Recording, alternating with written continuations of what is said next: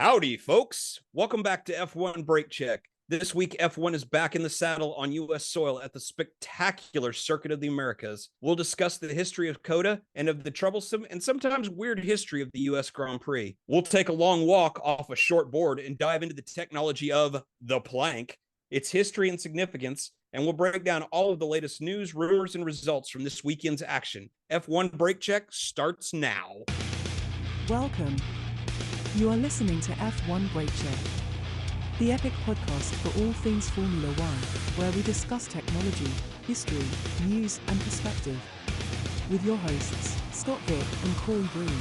All right, so welcome back, everybody. Corey, how are you doing, my friend? Good, man. We were talking right before the podcast. It's been a week. Yes, very much so. It's Wednesday, and we actually meant to record on Monday, but yes, just the day-to-day has gotten away from us. So yes. Today was actually our first day to be able to set some time out to actually be able to record. It's been tough this week. Monday, we may run into the same issue because on Monday, I have to go do my civic duty of getting out of jury duty. I haven't been called to duty it's been a couple years now, but actually the last time I was called, I was picked. Right. I have a great track record. Well, before this time, I had a great track record of never being picked. So this last time it was a speeding case. The guy decided to represent himself. My last name starts with B.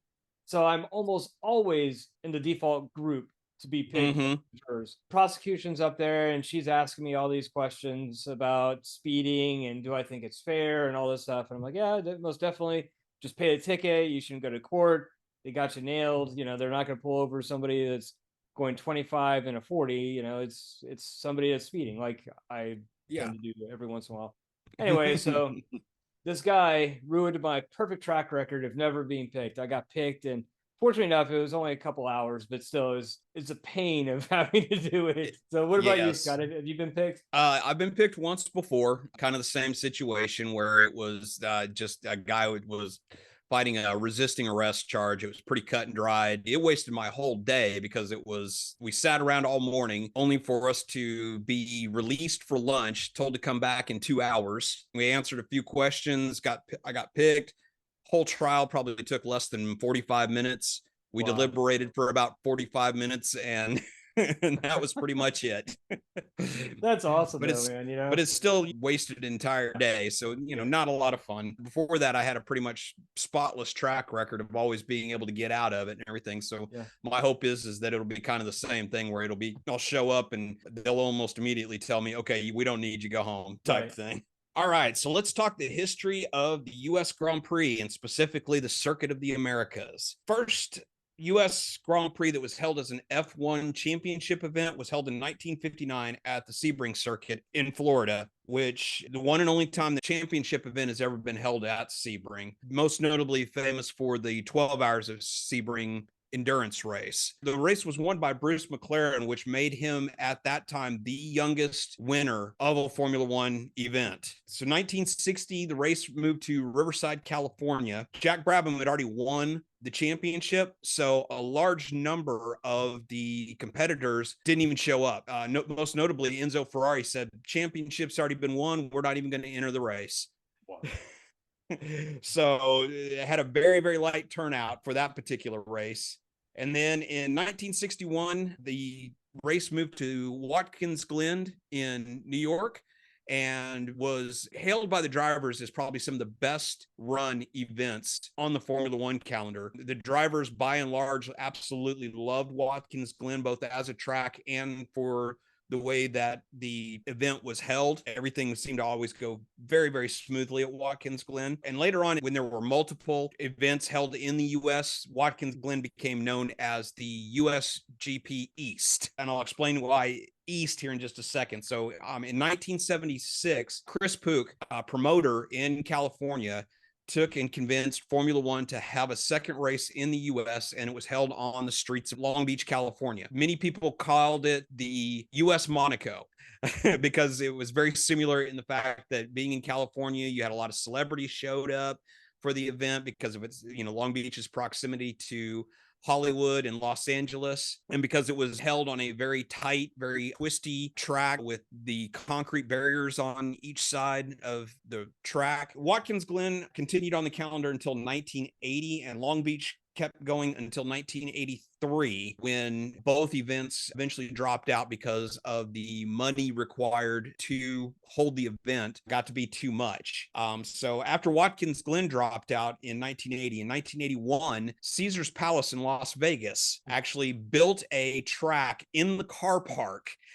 And they actually ran the West Grand Prix, but it was by and large universally hated by the drivers because being Las Vegas, being in the desert, it was very hot. They weren't able to do a very good job of controlling the sand blowing onto the track. So it made the track super, super slippery and everything. So like I said, by and large, the drivers largely hated it.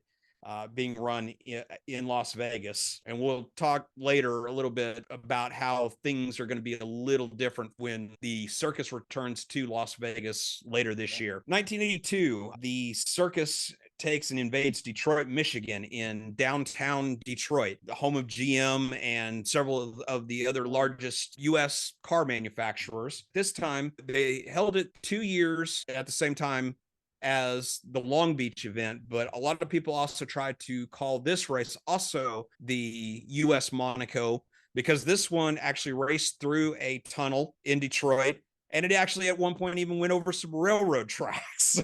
Oh God! So it was. Could you imagine that happening today? No, it never happened. Never No. happened today. Partially because of safety concerns, and partially because of just the drivers would have said, no, we're not going to do it.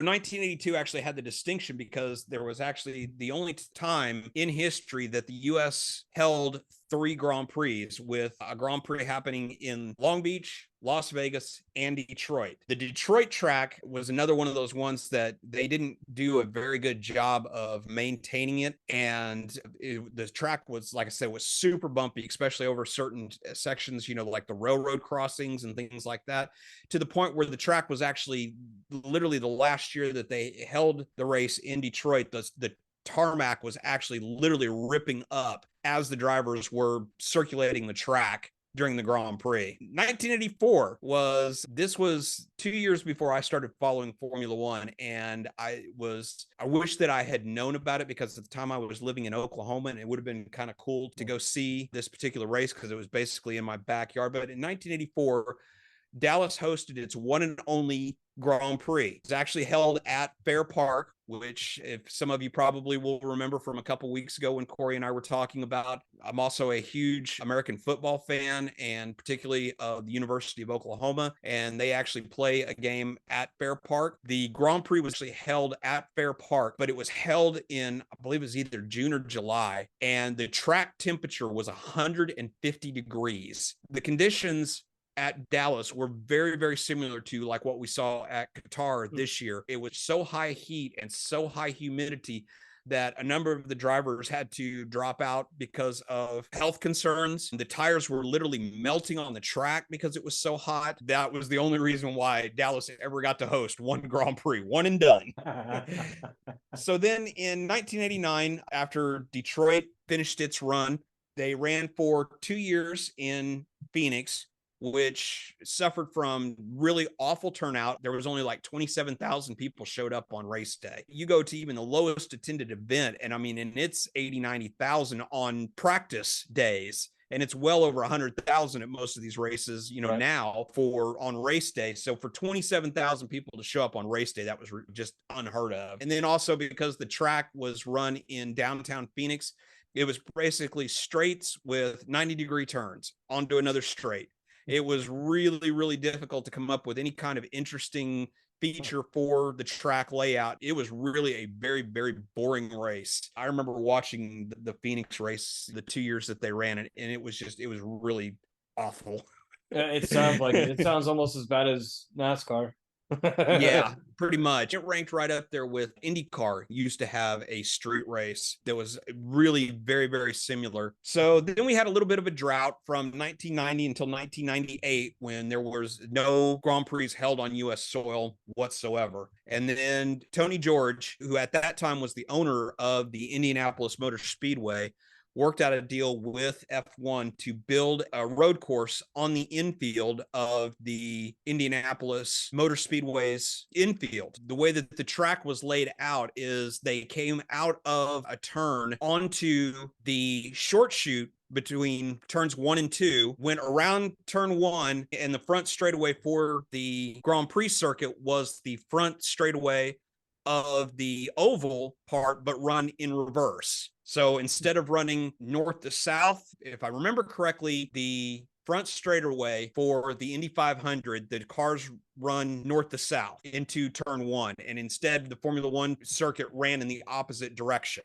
We've talked before on a couple of occasions on this podcast about the 2005 debacle. After the formation lap, only 6 cars actually went to the grid. All the cars that were running Michelin tires exited the track, went into the pits, packed up, and went home. Surprisingly enough, that even after that debacle, the race still continued for another 2 years, but albeit at much, much lower attendance. I saw a figure said that there was they estimated there was 210,000 fans that showed up for, I believe it was the 2002 or 2003 event on race day. So there was definitely a hunger for F1 in America, and the fans definitely showed up for a while. But then, like I said, after the 2005 debacle, at the next 2 years, the attendance was just dismal. So that kind of brought about the death of the US Grand Prix for a few more years after 2007. In 2012, Formula One finally returned to America at the Circuit of the Americas, which is a purpose-built track just outside of Austin, Texas. You and I have talked about this during the preview last week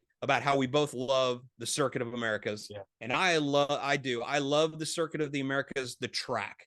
I love everything about it. I love the way that it's laid out. I love that it produces such fantastic racing. It always provides lots of interesting strategies and things like that during the race. So it's also been the site of some absolutely epic battles. One of them being, I think it was either 2016 or 2017 when Nico Rosberg and Lewis Hamilton were fighting for the championship and fighting hard. COTA proved to be a pivotal race in that championship that year. Having said that, I love COTA. I love the track. I just wished it wasn't located as close proximity to Austin as it is. Because I love COTA. I hate Austin. Austin is just a horrible, horrible place for a multitude of reasons. And we'll get into one of those reasons in a little bit when we're talking in the news section. But all in all, it's just a fantastic racetrack. Last year, we had our first double Grand Prix in America where we had both Miami and the Circuit of the Americas. And as we talked about earlier this year, Corey and I are not huge fans of the Miami event, not nearly as much as we are of COTA. I think Miami is starting to build, and so we'll see what the future holds for that one. And then this year, Formula One's going to return to the desert of Las Vegas for a very, very much hyped event in a couple weeks. First of all, Las Vegas, of course, has grown up, not just in stature, but also in infrastructure. And so they're not going to actually be racing down just a very oversized car park at Caesar's Palace anymore. They're actually going to be, it's going to still be a temporary street course, but part of the straightaway will actually be run down the famous Las Vegas Strip. And in addition, they have built a tremendous amount of infrastructure and still are building a tremendous amount of infrastructure in and around where the track will be that will be permanent going into the future. Like I was talking about earlier, one of the complaints about the track when Formula One was racing in Las Vegas in the 80s was they didn't do anything to control the blowing sand in Las Vegas and stuff. And so it was coming across the track and making it incredibly low grip. Whereas this time around, they have actually put in various mitigation strategies to keep the dust and the dirt down to a minimum so that hopefully over the course of the weekend, the track will actually should rubber in pretty nicely and should make for an interesting event. It's going to be a lot like Miami, where there's going to be a tremendous amount of hype around it, a tremendous amount of the, hey, look at me, celebrity crowd showing up and everything. So, but we'll see what kind of racing it produces later on this year. You bring up celebrities. It'll be interesting to see how many celebrities actually go, since Las Vegas isn't very far from LA or Malibu or wherever, right? The vast majority of them are. So it'll be interesting to see who shows up. Yep. It'll be very interesting to see. Miami and COTA always get a really, really good turnout, from not just from fans in general, but also from the celebrity crowd, as we've seen quite famously over the last few years, and which actually has even required some changes to the grid procedures after, what was it, 2 years ago when Megan Thee Stallion took and snubbed Mark Brundle on the grid. Basically, her bodyguard was about ready to pummel him on live television. And then F1 said, hey, if you come on the grid, you have to talk to the media. You can't use your bodyguards to shield yourself. It'll be real interesting at Las Vegas to see A, who shows up, and B, how they act. What kind of show that Las Vegas Convention Bureau can put together. I mean, they're so used to putting on shows out there anyway, so it's going to be entertaining. I just hope that the race is going to be as interesting as the side shows are going to be. Yeah. Right. This week in the tech corner, we were going to talk about suspensions, but I decided to table that until next week instead, because the plank, as it's been referred to, kind of came into the news this week. So I thought we would talk just a little bit about what the plank is, why the plank exists, and why the disqualification of Hamilton and Leclerc this week were not new. Getting into it, first of all, when we refer to the plank, basically what this is, a high density piece of wood that is 10 millimeters thick that is required to be bolted on the bottom of the car, and it has to run the full length of the underside of the car, starting from right underneath the driver's cockpit all the way back to the rear diffuser. Now, the plank came about in 1994 after the tragic incidents at Imola, because this was only a couple years after the ground effects had been outlawed in Formula One, and the cars all had to have flat bottoms. Well, the aerodynamicists figured out that by creating the diffusers in the back, which basically channel the air out and away from the car at the back end, they figured out that if you set the ride height of the front part of the car really, really low to the ground, and you set the back end higher up, that even with the flat bottom, it still created almost a ground effect like way that the air traveled underneath the car. So it basically created a low pressure zone at the front of the floor, and of course it sped up as it went towards the back, and then the diffuser did its job of increasing the air velocity coming out from underneath the floor and through the back of the car. So it basically created a tremendous amount of downforce. There are many people who speculate that the part of the reason behind Senna's tragic accident at Imola and the reason for Roland Ratzenberger's tragic accident during qualifying, or the speculation to this day around Senna's accident, was after having run for several laps behind the pace car, the tire temperature had decreased enough, and that the cars could actually be run, literally just, millimeters. The front edge of the floors were actually run literally just millimeters from the ground. And so the clearance was almost microscopic.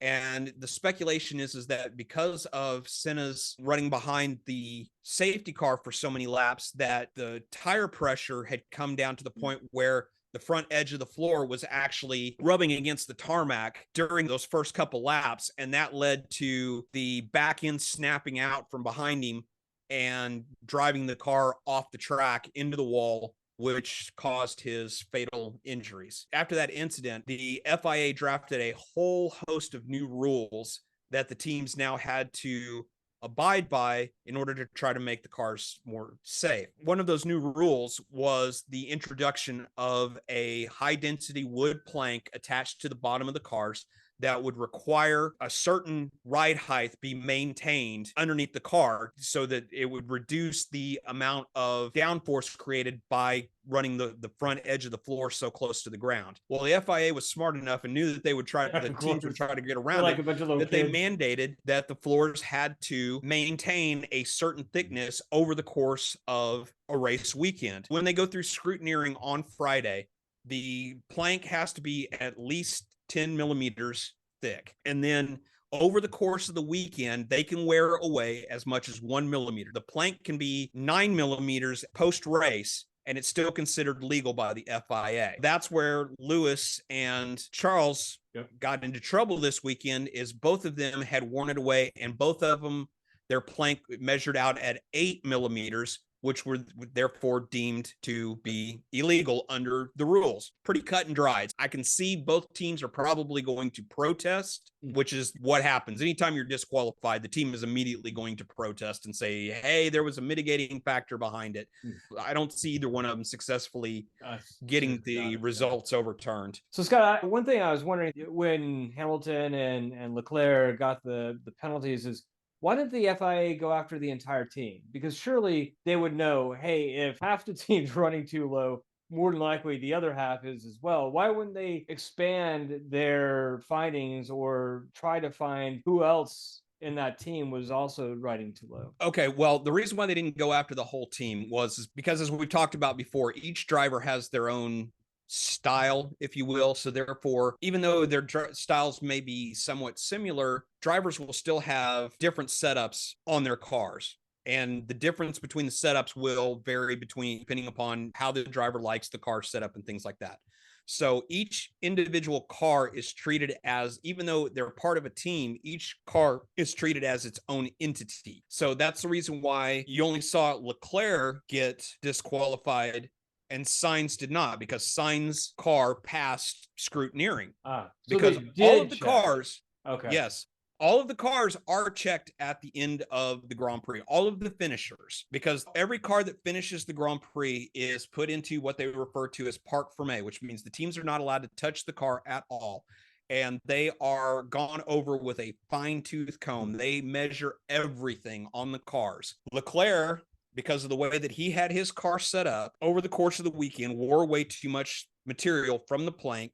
So therefore he wasn't legal, and therefore he was disqualified. Whereas Sainz had a different setup on the car, and so his plank was not rubbing as much. And so therefore he didn't lose out on his position because his car was legal. And same thing with Hamilton, Hamilton's setup was such that it wore away too much of the material on the plank. In the end, Russell, slightly different setup, didn't have that problem. And that's the reason why they don't go again after the entire team. It's like I said just a minute ago, each car is considered its own entity inside of the team. So that's how come one car can be deemed legal and another car can be considered legal and retain their finishing position, or in this case, actually get promoted one position because the car in front of them was disqualified. That's the reason why Leclerc and Hamilton were disqualified, and the whole reasoning behind the plank, why it exists, things like that. Two questions came out this weekend: is why did this suddenly become an issue? We've had the plank since 1994. Why has this suddenly become an issue? And secondly, what changes have been made to the cars since the introduction of the plank, and the plank now after the reintroduction of the ground effects to Formula One? So I'm going to tackle the second one first real quick. So basically, when the plank was introduced, it was designed to keep the cars from having the front edge of the floor of the car too close to the ground. The flat bottoms required that the front nose be very close to the ground and the rear to be higher up in order to create that increased velocity of air underneath the car. Well, once ground effects were introduced, it required a change to the setup of the cars, whereas the back end, now that they have ground effects, the back end has been brought down relative to the front end so that it's much more flat because of the way that the air travels underneath the cars and accelerates before it exits at the back of the car through the diffuser. But because of that flattening of the cars where they have much less rake to the suspension setup, makes it a little bit different, a little more tricky on the setups. And last year, the reintroduction of ground effects, there was a lot of teams that actually were not wearing away the planks at all because of the porpoising of the cars, as we've talked about quite extensively here on the podcast. The teams were actually, in some cases, in order to minimize the porpoising, were actually running the cars at even a higher clearance than what was required by the rules. So there were times where, in order to reduce or eliminate the porpoising, they were actually running to a point where the planks were not actually even hitting the ground. COTA is in need of a resurfacing. Yeah. So it's pretty bumpy right now. And then with the reduced practice time this weekend, as soon as they were done with the first practice and then qualifying on the same day, they went into Parc Fermé conditions, which means the teams were not allowed to make any more adjustments to the cars until race day. And because of that, basically Hamilton and Leclerc just got the setup wrong, and they were running too low of a clearance, going over the bumps and everything at COTA, caused that plank to wear away to the point where it was no longer within tolerances of the rules. One last thing that I wanted to point out, a lot of people were wondering, how come all of a sudden this thing is an issue? And the only thing I have to do is to point back to 1994 at Spa, right after the introduction of the plank. Michael Schumacher was actually disqualified from his win at Spa for the exact same reason, because he had gotten the setup wrong. He had worn away too much of the plank and ended up getting disqualified. And there's actually been one or two other incidents that have happened with other drivers and teams. I don't remember them, the specifics offhand, but there have been other incidents. It's just, we haven't seen one in probably 7 or 8 years. We seen a disqualification because of the plank. It's always been there. As the old saying in racing goes, if you're not cheating, you're not winning. So teams are always going to try to run the cars as close to the ground as they can, so to maximize the aerodynamic forces. And as long as they do that, you're always going to run the risk of either damaging the car or doing something to the car that is going to take it beyond the allowed limits and make it disqualified. Right. But anyway, so there you go. There's your history and technical background on the plank. Yeah, it's one of those things that you rarely hear about unless there's an infraction like this weekend, and it taking out 2 of the prominent drivers as well. Just out of curiosity, because like I said, I've been following the sport since 1986. And so I remember when the plank was first introduced after, in 1994. My question to you, Corey, is before this weekend, were you even aware of the plank on the cars? Okay. Yeah.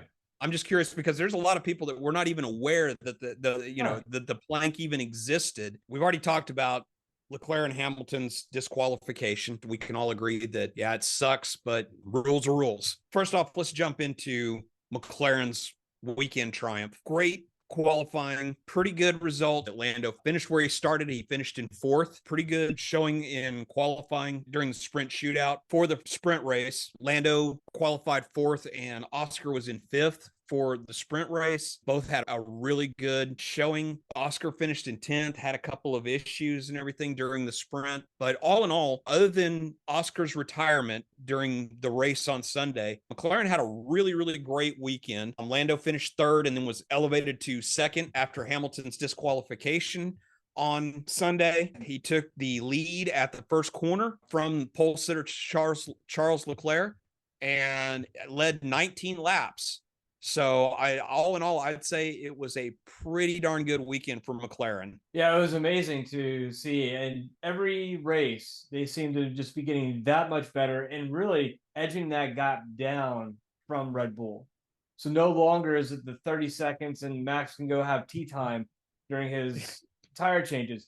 He actually has to race now, which I'm sure is frustrating, but they have really taken down that edge that Red Bull once had, that dominance. Yeah, absolutely. I mean, even at the end of the race, the only thing that I saw as a possible negative over the course of the weekend was McLaren's decision to send Lando back out on hards again after his second pit stop. I think that had they sent him back out on mediums, I think that he would have had a much better chance of challenging Max. And I definitely don't think he would have lost the position to Lewis. Right. But he still ran a fantastic race. And even their team principal after the race said, the fact that we haven't won yet is kind of getting a little frustrating. He says, we have been so close.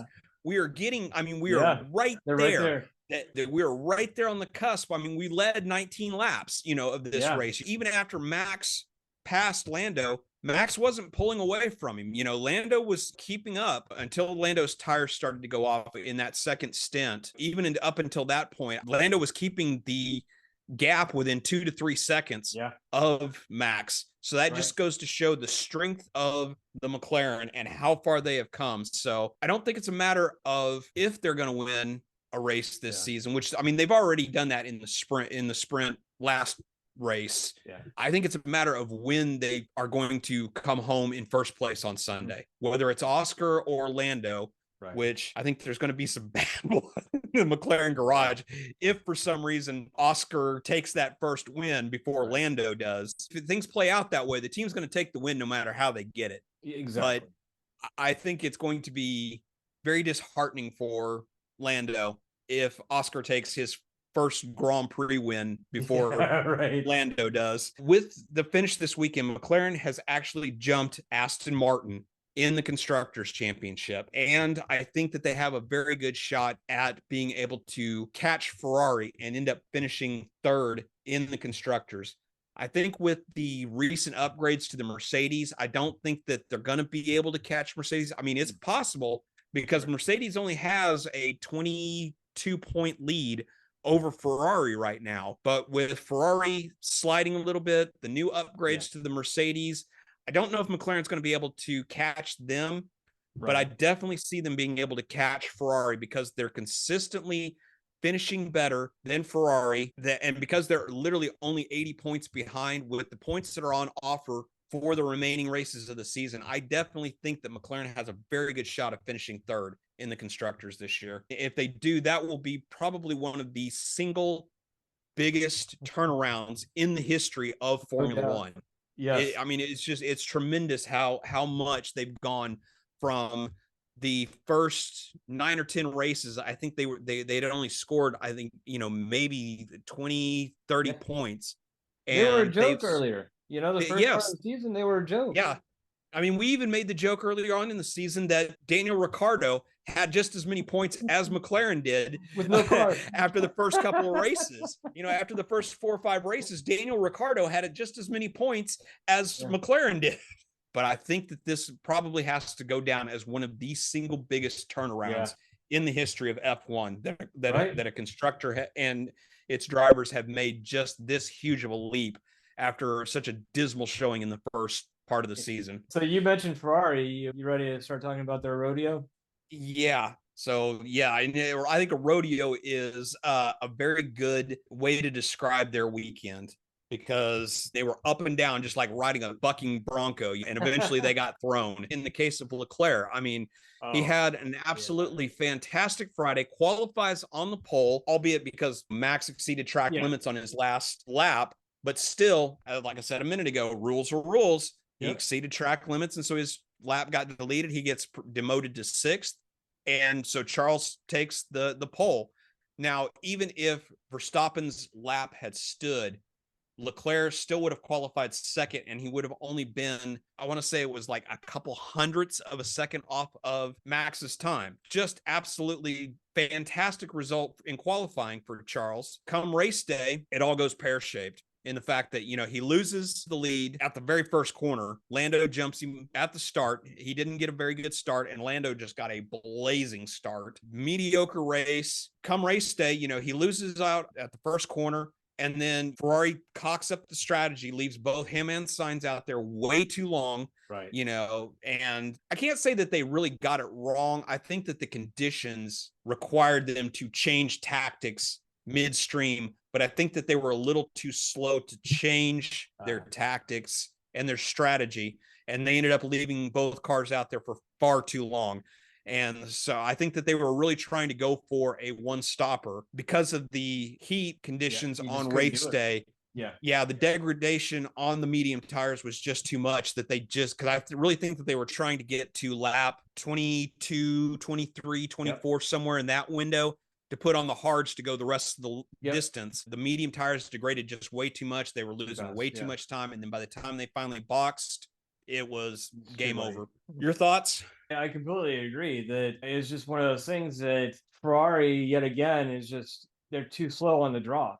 You know, they have all these, the announcers make fun of it all the time where Ferrari has plan A through plan H, and yet they're still so reticent to make changes on the fly. Whatever their strategist is doing, they're not dynamic enough to be able to say, okay, this isn't working. What can we do at race time? Sunday was a perfect example of that, where they were running a great race, but then they didn't take into account how fast the tire deg was happening. And they weren't able to pivot fast enough, and it cost them the race.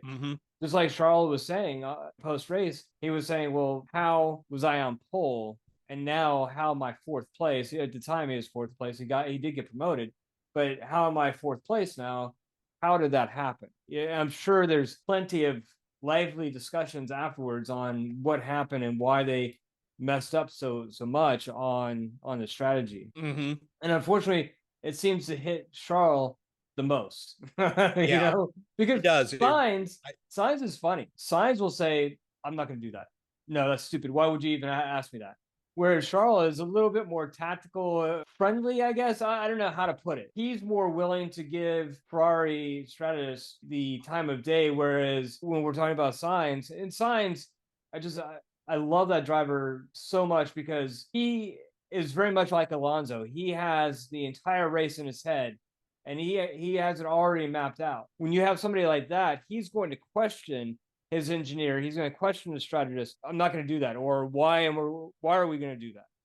It's not just simply, I'm going to do whatever my engineer tells me to do. He's going to have some question behind it. And unfortunately, Charles is getting burned time and time again because of this willingness to not question and just do whatever the strategist is saying. That's my take on it. Yeah, I totally agree with you. It's a combination of two things. One, Sainz does have a couple more years in Formula One, so that experience does help him in that respect. But also at the same time, I think that you're right, that Leclerc does seem to defer to the engineers and the race strategists more than what Carlos does. I think part of the reason why Carlos, where he and the engineers and the strategists will butt heads more, and where Carlos will make calls that go against what the strategists and the engineers and stuff are saying, is also partially because his father's a multi-world champion rally driver. I think that part of it is that growing up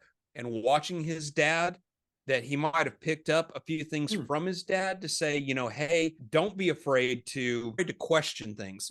Ask questions. And when your butt's the one that's in the seat, when your butt tells you something and the engineer's telling you something different, go with your butt, because your butt's the one that's on the line.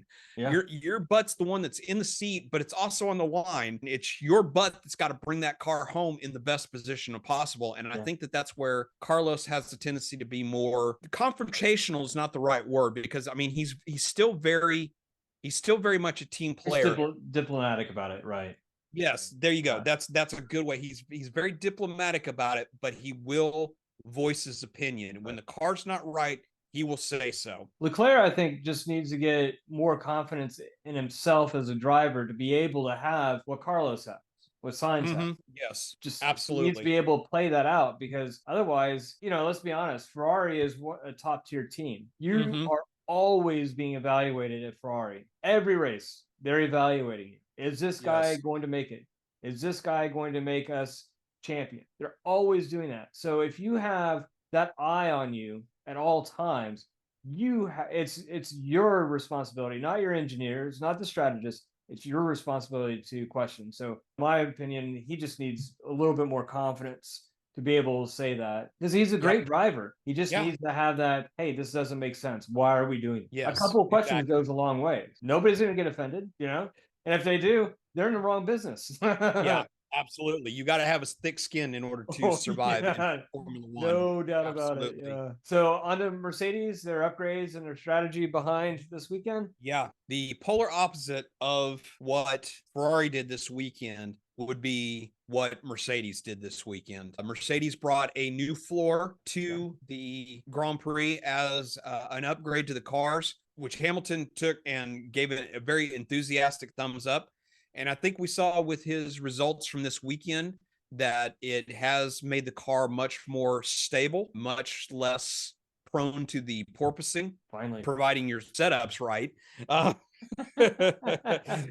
but it showed really, really good speed. Lewis qualifies third on the grid. George qualifies fifth. We saw Lewis played the strategy perfectly, got himself back up into second. Unfortunately, disqualification dropped him out of that. When you look at it on the surface, Mercedes had a really good weekend. Now, Mercedes are solidly in second place in the Constructors' Championship. I don't think McLaren's quite got it in them in order to catch them.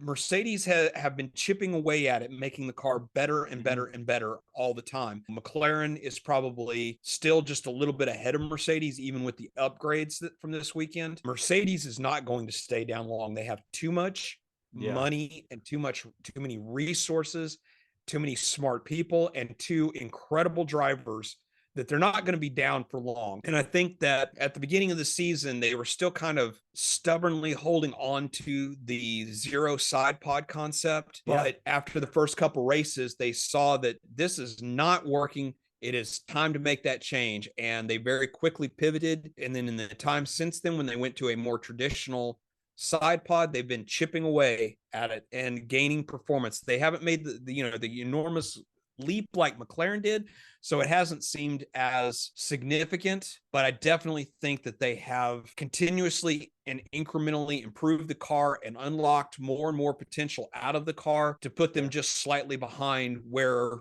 McLaren is now. Right. Thoughts? I'm curious though on the floor, and then how much of it was the floor, and then how much of this was just purely running too low for Austin. I think that because Red Bull, as we know, Red Bull was sitting pretty high, which deteriorated their performance. Mercedes was running really low, which obviously increases theirs. So it'll be interesting to see when it's actually a level playing field, when Red Bull is sitting at a lower level as well as Mercedes, to see really how that is. But like you said, they've been chipping away, just very much like McLaren. They've been chipping away at that performance, and they are really starting to see those gains. Yeah, absolutely. They are nipping at McLaren and Red Bull's heels. McLaren is very, very close to pulling level with Red Bull and making it pretty much a straight fight between them. And I see Mercedes being right there, just incrementally behind where McLaren's at right now. Yep. So on to the Honey Badgers return. Yep. So this weekend we got the return of Danny Rick to the cockpit of his AlphaTauri, relegating Mr. Lawson back to the reserve driver status. Didn't have a great weekend. I believe he qualified 15th. 15th. So not great. I mean, still made it into Q2. So, I mean, that's still, on your first race back, that's not a bad place to be. So he had a much better day during the sprint. So on the shootout, he qualified, I believe it was 12th, and he came home 10th. So not a bad weekend. Came home in the sprint ahead of his teammate. Yuki finished 19th in the sprint. On race day, came home in 15th. So he finished where he started. Not a great weekend, but for the first weekend back after an extended absence. And also this weekend, he kind of opened up a little bit more about the damage to his hand. And it sounds like from the way that he was talking is that there was a lot more damage to his hand than what we initially thought and what was initially revealed to the media. So for him to come back and to do as well as he did this weekend is a good thing. I definitely think that we'll see a much better and stronger showing from Danny Rick. Yeah, I completely agree. This is going to get his confidence underneath him and really be able to help project him to the next few races, the remaining of the season at least. One good thing, Yuki ran a fantastic race. He did. This weekend was phenomenal. He did so well this weekend. Yeah. Really, really happy for him.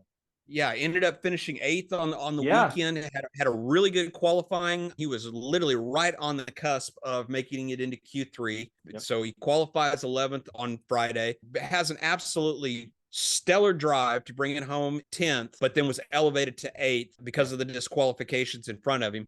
So all in all, he had just a phenomenal weekend. And I got to say that I was really impressed by Yuki. I don't know if you'll agree with me, but I think that having Danny Rick back in the car with Lawson, I think he kind of got caught off guard by how good Lawson was. Right. But now with Danny Rick, with him back in the car, I think it made Yuki step his game up this weekend. What do you think? The pressure's back. You know that people are looking at you.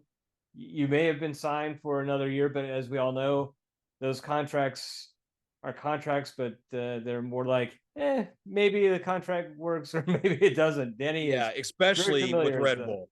Oh yeah, no kidding. DeVries. So say no more. It's definitely will step up his game, and he was impressive this weekend. Yuki was. Very, very impressive. Yeah, he really was. Going back to Danny Rick is my complete disappointment in him. And this is just I have lost so much respect for Danny Rick this weekend. And here's the reason why. Yeah. As we all know, I am a proud alumni of the University of Oklahoma. I bleed crimson and cream. Anyone who knows me knows my absolute hatred of burnt orange. And Danny Rick had a burnt orange helmet with a honey badger on the back of it in a UT football uniform. That's University of And Texas. the entire weekend, anytime he was outside of the car and didn't have his overalls on, he had a University of Texas shirt on. And just every time I saw it, it made me want to throw up. So, but anyway, I digress. So that's funny. Yeah. So now let's go on to Williams. Yeah. Before we talk about their qualifying, man, Sargent, again, he's another one that I haven't had the highest expectations for. I keep thinking that this is a race that seals his fate in F1. But Austin, he finally gets off the schneid. He looks like he's an F1 driver this time. And it's just like what we've said in the past. We don't know what those performance metrics are that he has to hit. He looked really, really good this weekend. Yeah. Phenomenal. Yeah. I think the best race that I've seen him in F1. Oh, yeah, absolutely. Yeah, without a doubt. The qualifying, he didn't look fantastic for the sprint. You know, he qualified last in the sprint shootout, and he actually qualified dead last in both. But like you said, he had an absolutely inspired drive on Sunday. Got off the schneid, finally got his first points in Formula One. The sprint, he didn't have a great race, but it all seemed to come together on Sunday, and kudos for him. I think he started the year with great expectations, didn't quite live up to them at the beginning of the season. Then towards the middle of the season, especially right after the summer break, he had a run of a couple of really good qualifying, not so great races, and I think that kind of wore away at his confidence a little bit, and I'm hoping that finally getting off the schneid, getting a point this weekend, and he finally got that monkey off of his back of being, the only driver who hadn't scored a point yet this season, that I'm hoping that takes and does things for his confidence, and that we'll continue to see some better showings in the weeks coming. Yeah, he has a few more days until Mexico. It'll be really nice to see him have that confidence and really be able to push himself into that F1 seat, because that's the last seat that's not open right now. It's still open. So yes, if he can prove himself in the next few races, he's in. Yeah, hopefully. Absolutely. And here's hoping that he's able to manage that. Onto the Red Bulldozer. Yeah. First of all, Max didn't dominate this weekend like he has done in previous weekends. I mean, he finished the race only 2.2 seconds ahead of Hamilton. Hamilton was nipping at his heels, partially because Max apparently had some braking issues. What those were, I still haven't seen anything that, specifically. They've just said he had braking issues. Was that enough to keep him? COTA is not a track that other than the one section towards the back half of the track, it's not a heavy braking track. That I don't think that played in a lot of it. I think it's more a lot of the other teams are starting to really catch up to Red Bull. They didn't run away with everything this weekend. And well, you called it early on in the season that Red Bull wasn't going to remain this far up the entire season. There's just no way. And we're seeing that come to fruition now. Yeah. So one of the things that I want to talk about and get your feeling on, or your thoughts about, is over the weekend, actually it was on Sunday, the race day, that Horner said about Checo. One of the interviewers, I forget who it was, asked Christian, what do you think that Checo needs to do in order to have a good showing? And his immediate response, just gut response, was he needs to follow Max. That to me, that speaks volume. Mm-hmm. A lot is being not said in that one sentence. Yes. What are your thoughts on that? It's disappointing, but it is not surprising. First of all, I think Christian is trying to send a message to Checo to say, you did better this weekend than you have the previous weekends, but you got to do more. So I think that that's part of it. But at the same time, it's like right now, because of Checo's position in the Drivers' Championship, they're still kind of expecting him to support Max. I don't think that that's really the way to go. I really, like we talked about during the preview last week, I really think that right now, Red Bull really needs to be throwing their weight behind Checo to make sure he solidly stays in second place in the Drivers' Championship. But at the same time, you have a 3-time world champion now with Max. And let's be honest, Max is still young enough and hungry enough. A couple years from now, it might be a different case. But right now, Max is still young enough that he's kind of in that mode that it's not only have I won my 3rd world championship now with, multiple races left to go in the season, but now I still want to win every single one of those races. And the team is going to put their support behind Max to do that. But at the same time, I think that maybe Max needs to say, I'm still going to do everything that I need to do to win the race, but maybe it's time to try to help out Checo as much as possible as well. Does that make sense? Oh, completely. Yeah. Yeah. I just hope that that's actually the case, that they're going to do something like that. In Austin, I just don't see them really supporting him. I see them still going 100% towards Max, which makes sense because, let's be honest, Max, he wants to break as many records as possible. He doesn't care about Checo. Oh, maybe, to some extent, but his eyes are on what Max is going to do and what Max is going to break and what Max is going to hold titles for.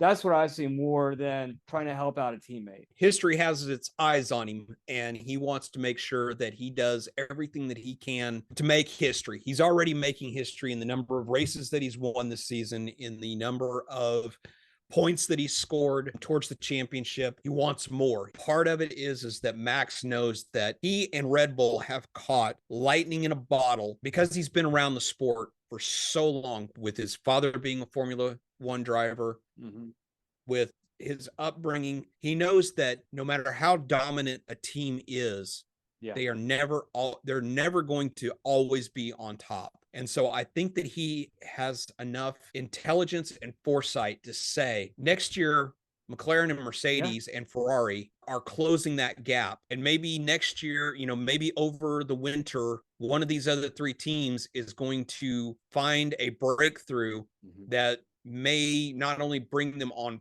par with our car, but might actually at the beginning of the season surpass our car. Exactly. And we won't be in the same position next year that we are now. So he is maximizing, no pun intended, but he is maximizing every opportunity that he has for this season to continue to show his domination and not, for lack of a better term, take his foot off the gas. He's going to keep his foot down for the remainder of the season. Yeah. Right or wrong, that's his mentality. And as long as the team is willing to support him in those efforts, they're going to give him everything that he needs to continue to make that history. Having said that, with Mexico being the next race, and that's Checo's home race, and he's going to have a ton of supporters from his sponsor in Telemex that are going to be at the race. And because of the cash that Telemex provides to Red Bull, that they're going to want to make sure that Sergio definitely has a great showing this coming weekend. So on to Aston, Alpine, Haas, and Alpha. Not much. Yeah.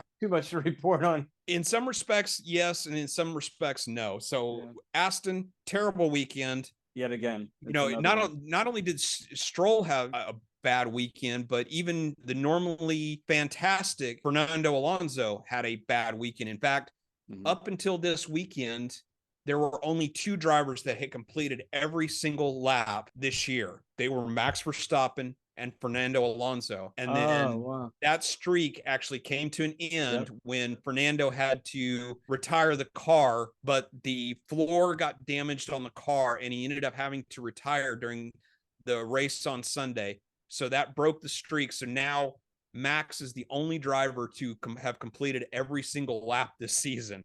Wow. So it was really just all in all for Aston, it was just an awful weekend. And I think they would rather just close the books on it and move on to Mexico and hopefully have a better showing in that respect. And there was no real news that came out, from around the team or anything. So we'll just move on. Okay. Yeah, Alpine, I think that, Gasly is like one of those silent horses. He's looking really, really solid the last few races. This race, absolutely. He looked fantastic. Yeah. So, I mean, he qualified 7th on Friday for the Grand Prix, brought it home, finished promoted to 6th on the weekend. Sprint race, he had a pretty solid outing, qualified 9th, finished 7th. So Gasly had a really good weekend. And for all intents and purposes, Ocon didn't have a bad weekend. Yeah. Qualifying for the sprint, qualifying itself on Friday. He was in Q3 on qualifying on Friday, had a really solid run during the shootout on Saturday, had a really good run, and then he gets nailed at the beginning of the race and ends up having to retire the car. So you kind of got a feel for Ocon, but all in all, I mean, Alpine didn't have a great weekend, but they had a very solid weekend. On to Haas. Haas was one of the 2 teams that ended up having to start. They didn't have a great qualifying, and then they ended up having to make some changes to the car. And ended up starting from the pit lane. All things considered, starting from the pit lane for them to come home in 11th and 14th, even with the retirements and everything, they still had a decent weekend. Yeah, not too bad, especially for Haas. Was it Haas or was it Alfa Romeo who this weekend said that they have stopped development on this year's car and they're now focusing everything on next year's car? And that there will be no more upgrades for their particular car. So case, I mean, it's a throwaway season at this point for both of those teams. It pretty much is. And I have, as much as I hate to say it, I think that it pretty much is just that. It's at this point, collect what they can. Do what they can, what the race weekends give them, but it's time to start throwing all of the development work into next year's car, especially in the case of Haas. As we've talked about, the Haas car is a complete Jekyll and Hyde. There are some weekends they go like they're going Mach 2 with their hair on fire. They qualify really well. But the thing is that come Sunday, consistently, the car just eats the tires and their race pace is just not there. And I think that it's like basically, I think that they almost need to clean sheet next year's car and say, this car was horrible. We need to basically start with a clean sheet of paper and start developing next year's car now and do as much as we can to improve upon our results and our potential. Because now, especially now that they've got a much larger coffers, they need to start capitalizing on having those extra resources. Anything else to add, or do you think that I think we've talked enough for today. What do you think? No, I think we're good. All right, so let's go ahead and park this car, and we'll be coming to you in a couple days. We have the Mexican Grand Prix this weekend, so we'll be coming to you early next week with our recap of the happenings of the weekend. We'll have a history of the Mexican Grand Prix, and we'll be talking about suspensions and the evolution of the Formula One suspension in our Tech Corner next weekend. So for Corey Brune, my name is Scott Vick. Thanks for hanging out with us, and we'll see you in a couple days. Thank you for listening to F1 Great Show. If you have enjoyed what you heard, don't miss a single episode by hitting that subscribe button in your favorite podcatcher. Also, help us grow by sharing us with your friends and fellow F1 fans. We value your feedback and passion, so please take a moment to review our podcast. Your reviews help us grow and improve, and it means the world to us. Share your thoughts, rate us, and let us know how we can make the show experience even better. F1 Brake Check is a production of Brake Check Media. For your hosts Scott Vick and Corey Broom, until next time, stay inside track limits and try not to pitch it in the kitty litter.